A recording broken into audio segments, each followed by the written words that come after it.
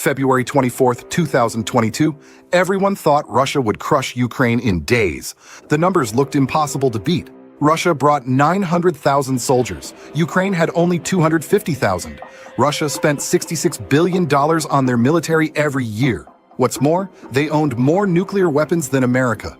Military experts around the world called them professional and modernized. Western intelligence agencies said Ukraine might last 3 days, maybe a week at most. Russia's track record backed up the fear. They flattened Syria in months. They steamrolled Georgia in just 5 days. They grabbed Crimea without firing a single shot. Their S-400 missile systems could swat aircraft out of the sky from hundreds of kilometers away. Additionally, their Iskander rockets could hit targets 500 kilometers away with pinpoint accuracy. Every military analyst looked at the math and reached the same conclusion. Ukraine had zero chance. Russia would win fast and win big. But here's the twist. Real war doesn't follow spreadsheets. What happened next shocked the entire world. Hostomel Airport sits just 12 kilometers from Kyiv. At first light, Russian helicopters come roaring in carrying elite paratroopers. The plan sounds simple enough. Grab the airport, fly in reinforcements, then march straight to Ukraine's capital. However, Ukrainian defenders wait in the trees with shoulder-fired missiles. These Igla systems can lock onto helicopters from 4 kilometers out. Russian pilots see the smoke trails climbing toward them and panic. They break formation, diving for any patch of ground that won't get them killed. The lucky ones who make it down alive discover they're not conquering anything. They're trapped. No supply lines, no backup coming. Instead of securing an airfield, they're fighting just to survive the next hour. By February 25th, Russians technically hold Hostomel, but they can't use it for anything. Ukrainian artillery pounds the runway every 20 minutes. No transport planes dare to land. No reinforcements arrive. As a result, the entire plan for a quick victory dies, fades into impossibility. Then satellite cameras capture something that changes everything. A convoy of Russian armor stretching nearly 40 miles from Belarus toward Kyiv. Tanks, fighting vehicles, and rocket launchers worth billions are crawling across frozen ground toward Ukraine's heart. The convoy reaches the outskirts of Kyiv, and then something incredible happens. It stops moving. Fuel trucks can't push through muddy back roads to reach the front vehicles. Tanks break down, and recovery vehicles can't pull them out. Meanwhile, Ukrainian squads slip out of forests, blow up supply trucks with RPGs, destroy bridges, then vanish before Russian forces can even respond. Consequently, the mighty convoy transforms from an unstoppable force into a graveyard of abandoned million-dollar machines. Russian generals start dying at rates that shock military observers worldwide. The killer is something embarrassingly simple: unsecured communications.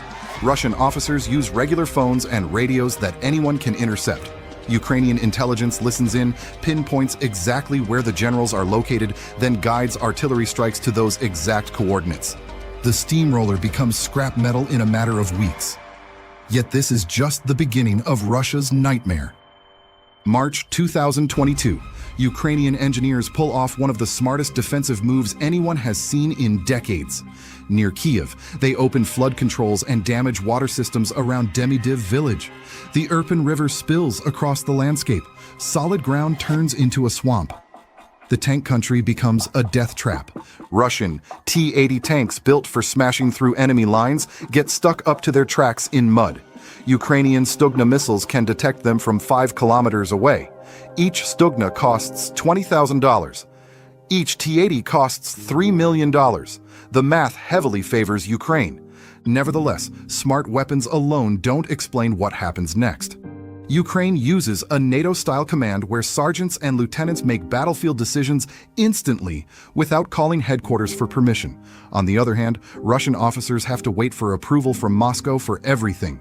By the time Russian orders crawl down the chain of command, Ukrainian forces have already moved to new positions. Then something completely changes the game. Small civilian drones costing under $1,000 each start wiping out Russian equipment worth millions. They carry old RKG-3 grenades and drop them with meter-level precision from 200 meters up. In fact, the Aerorozvidka drone unit claims they destroy $670 worth of Russian equipment for every $1 they spend. Small and fast consistently beats big and slow. Russian commanders swallow the bait completely. They shift forces south to defend against the fake Kherson attack. When Ukraine really strikes in Kharkiv, Russian lines collapse because there's nobody left to defend them. The Russian command structure then began to crack under pressure. Their doctrine requires senior officers to position themselves near combat zones to make tactical decisions quickly. This puts those officers right in the crosshairs. Orders take forever to move up hierarchies and back down. Ukraine exploits every delay and every communication gap. Adaptation crushes tradition every single time. And then Ukraine takes this strategy to the next level. Bayraktar TB2 drones become Ukraine's surgical tools. They stay airborne for 27 hours, operate from 150 kilometers away, and carry Mamil-guided bombs that can thread through building windows. Each Bayraktar costs $5.5 million, which sounds expensive until you realize that's 1/6 the price of a comparable American MQ-9 Reaper. Furthermore, HIMARS rocket systems absolutely devastate Russian logistics from distances Russian planners never thought possible. These systems land strikes within 3 meters of their targets from 80 kilometers away using rockets that travel at Mach 2.5. Ukrainian crews systematically destroy ammunition depots, command centers, and supply hubs that Russians assumed were safely out of range. But here's where things get interesting. Russian tank design reveals a fatal flaw that goes back decades. T-72, T-80, and T-90 tanks store ammunition right inside the turret next to the crew. When an anti-tank round penetrates that compartment, all 40 shells detonate simultaneously. The turret launches into the air, while the crew dies instantly. In contrast, NATO tanks avoid this design flaw by keeping ammunition in separate compartments with blowout panels that vent explosions away from the crew. This vulnerability was documented during the 1990s Gulf War, when Iraqi T-72s exploded exactly the same way. Russia had over 30 years to fix this problem, but never bothered. Independent tracking websites have documented thousands of Russian tanks destroyed or captured with photographic proof. Russia has ramped up tank production since 2022, but battlefield losses still exceed manufacturing capacity. Old thinking meets modern firepower and loses badly. However, the ultimate humiliation was still coming. April 14th, 2022. 0200 hours. Ukrainian Neptune missiles streak through darkness toward the Moskva, flagship of Russia's Black Sea Fleet. This 12,000-ton warship represents the crown jewel of Soviet naval engineering and the pride of Russian maritime power. Two 330-pound Neptune warheads punch through the hull during Admiral's Hour, when night watch crews are least alert. Secondary explosions tear the ship apart from the inside. Each Neptune missile costs Ukraine about $1 million. The Moskva was worth $750 million. The strategic humiliation is beyond calculation. After their flagship sinks, Russia pulls more naval units back to Novorossiysk, much further from Ukrainian coastlines. Even Russia's top-tier S-400 air defense systems prove vulnerable to the exact same missiles they were designed to intercept. Storm Shadow, Scalp, and ATACMS missiles penetrate defenses worth hundreds of millions of dollars. Communication breakdowns multiply every other failure. Russia's era secure phone systems relied entirely on civilian 3G and 4G cell networks. When those networks get damaged or jammed, encrypted communications collapse completely. As a result, Russian units fall back on unencrypted radios that Ukrainian intelligence intercepts easily and uses to guide counter-battery fire.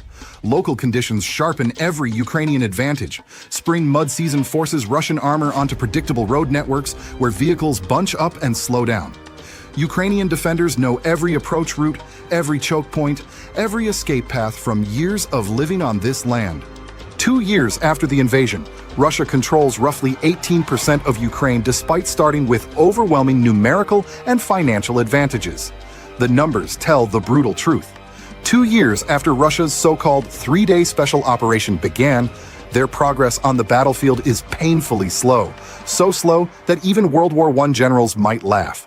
According to recent data from the Center for Strategic and International Studies, Russian gains in contested areas average just 50 meters per day, with only a few sectors managing 100 to 135 meters. To put it bluntly, trench warfare from 1916 moved faster than this. Ukrainian sources estimate Russia's total casualties, killed, wounded, and missing, at over 1 million. On top of that, Russia's position in the global arms market has taken a nosedive. Once holding the second spot worldwide, they've now slipped to third, overtaken by France. Key buyers like India and Egypt are turning to Western suppliers, complaining about poor quality and constant delivery delays. Ukraine, meanwhile, is rewriting the playbook. Instead of throwing massive forces into battle, they fight smart. Their engineers build weapons at a fraction of Western costs that still match or outperform anything their opponents bring.